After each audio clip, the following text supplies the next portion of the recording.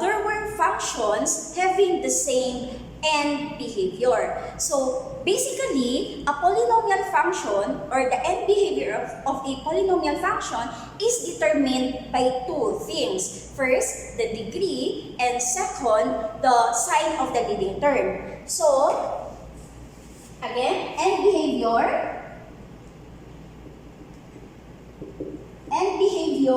is determined by the degree, which is n, and the sign of the leading coefficient or leading term. Okay, so as for the degree, we only have two types of polynomial functions in terms of degree. First, whether it's odd or even. So for odd degree polynomial function,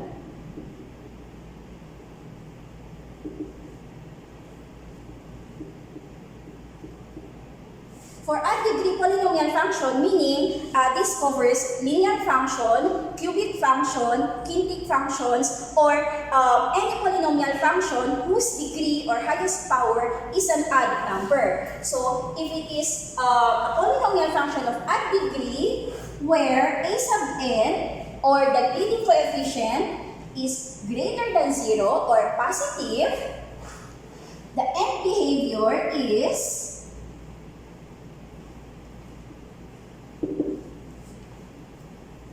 y approaches negative infinity as x approaches negative infinity, and y approaches positive infinity as x approaches positive infinity. This is specifically for an odd degree function where the leading coefficient is positive or greater than 0. Now, if the polynomial function is an odd degree, but this time, say, the leading coefficient is negative because the leading coefficient can only be either positive or negative. So if it's negative, this time, the end behavior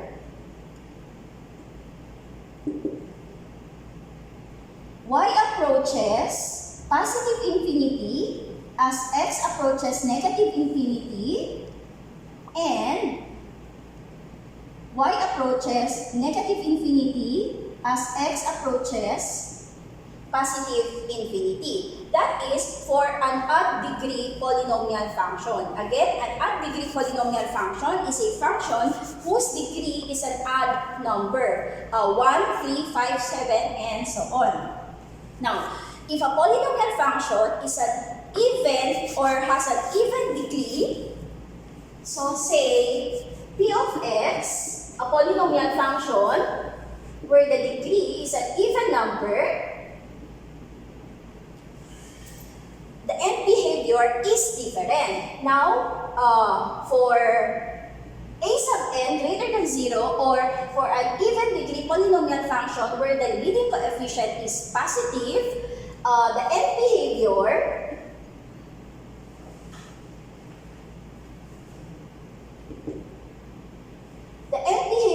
is y approaches positive infinity as x approaches positive and negative infinity. Now, for an even degree polynomial function where a sub n or the leading coefficient is negative or less than 0, the end behavior is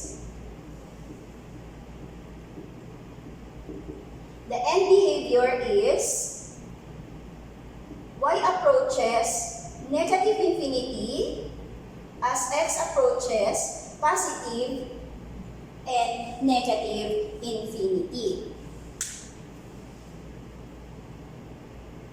So generally, if the polynomial function is an even degree polynomial function, the ends of its graph, the left end and the right end of its graph, go in the same direction. While if the degree of a polynomial function is an odd degree, here in this case, the ends or the ends of its graph go in opposite direction. Another way of describing the end behavior of a polynomial function or the end behavior of a graph of a polynomial function is by describing whether it is increasing or decreasing. So for example,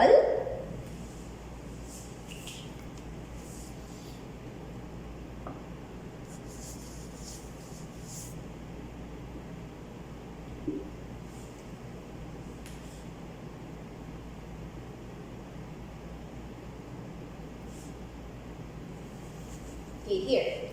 So this is our first example. So for our first example, we see that both ends of the graph go in the same direction. So this readily tells us that this is an even function, even degree polynomial function. Now, as to whether the ends are decreasing or decreasing, we look at the how the graph or the ends of the graph behave as we try to sketch the graph while moving it from left to right, or as we try to increase x to positive infinity. So we try to sketch the graph. The left side of the graph here, if we try to sketch it from left to right, it seems to go downward. Or the graph here, if we try to sketch it, the left side of the graph decreases. So here, the left side decreases, while the right side, if we try to sketch it up to here, we see that the right side increases. So for the left side, decreases, for the right side, increases.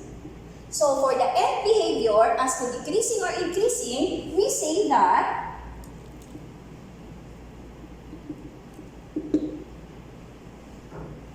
end behavior, this is decreasing on the left side and increasing on the right side.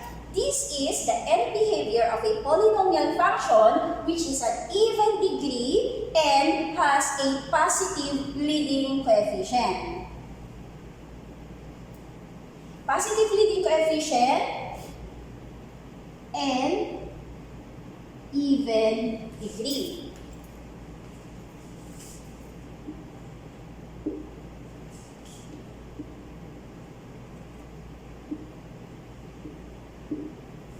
This is another example of an even degree polynomial function. We say that this is an even degree because we see that both ends go in the same direction. So this is an even degree polynomial function. Now, to describe the end behavior as to decreasing or increasing, again, we try to sketch the graph from left to right. From left to right, or as we try to increase x to positive infinity. Now, starting here, we sketch the graph. We see that the left side of the graph here increases, while the right side here decreases. So for this graph, the end behavior is increasing and decreasing, increasing on the left side and decreasing on the right side. Increasing on the left side and decreasing on the right side. This is the end behavior of a polynomial function that is an even degree function and the leading coefficient is less than 0.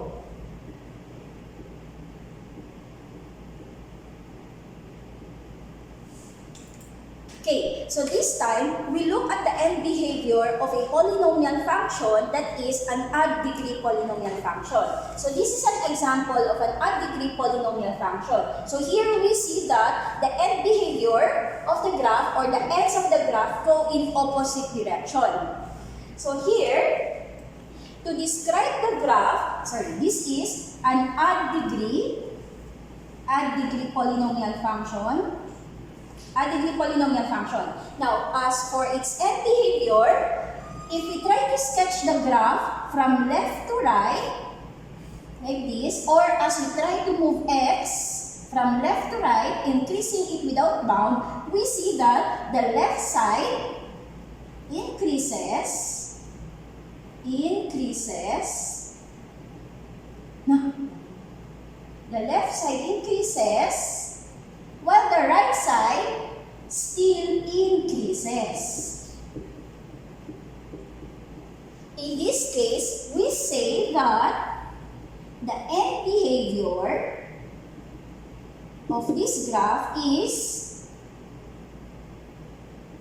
increasing on both sides. Increasing on the left and still increasing on the right, moving it from left to right. So this happens, this is the end behavior of a polynomial function if it's an odd degree polynomial function and a sub n is greater than 0 or the leading coefficient is positive. And finally, for our last example,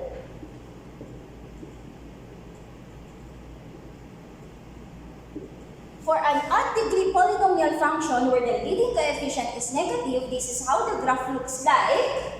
So both ends go in opposite direction. One goes to positive infinity, the other one goes to negative infinity. So this is an odd degree polynomial function where a sub n or the leading coefficient is negative, less than 0. Now, looking at the behavior of the graph, if we try to increase x to positive infinity or move x from left to right, move the graph, sketch the graph from left to right, here we see that the left side decreases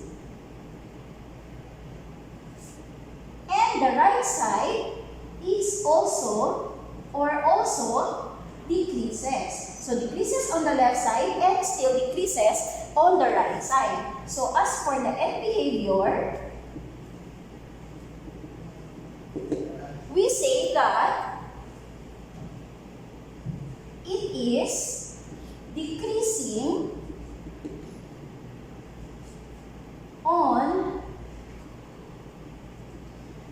both sides. Okay. So again, there are two ways to describe the end behavior of the graph of a polynomial function. First, using the symbol, and second, by describing whether it is increasing or decreasing. And basically, the end behavior of a polynomial function is based on two things. First, the degree of the function, whether it's odd or even, and second, the sign of the leading coefficient, if it's positive or negative.